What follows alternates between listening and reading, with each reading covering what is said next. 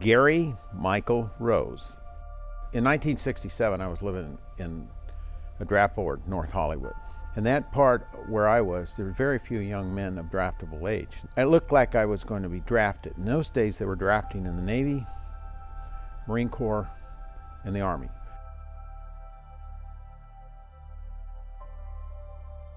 He highly recommended I don't be drafted in the Marine Corps.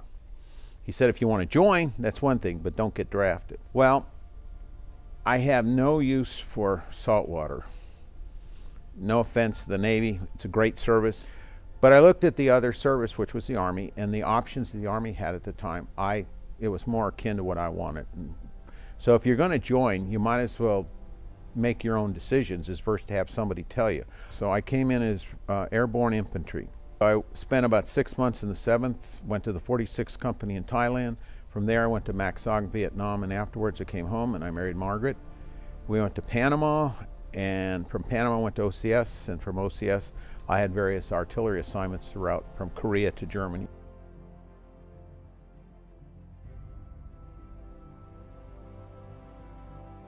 We were out of ammunition. We were drinking iodine-flavored brown water that was crunchy. Yeah, you'd take a swig and you'd have to just hope that what you were spitting out wasn't something that moved on its own. We thought that the 14th of September, we thought that was our last day. And I credit the support we got to a gentleman by the name of Colonel John Sadler.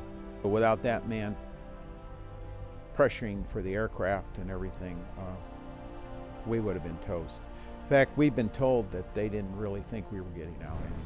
Every day after September 14, 1970, I personally think is gravy.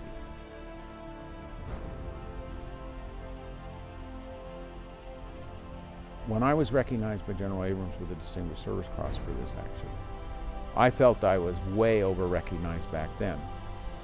And jump ahead 46, 47 years, it still kind of bewilders me because I still think that I'm over-recognized for what I did in those 4 days. And the reason I say that is because as I remember the courage and the valor of the guys that were with me, any one of those gentlemen could have been picked for this award, in my opinion.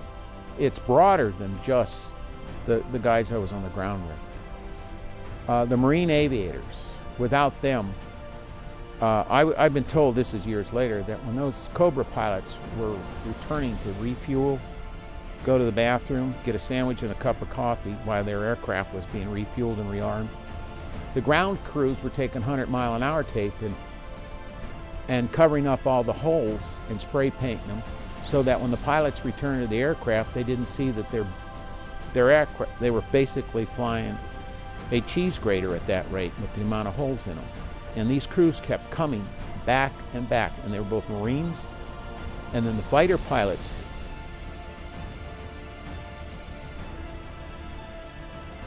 We lost a family member very close family member to PTSD. If you think you need help, get help. If you know somebody that you think needs help, force the issue, push and shove if you have to. Jump up and down and scream until somebody listens to you to get that person help.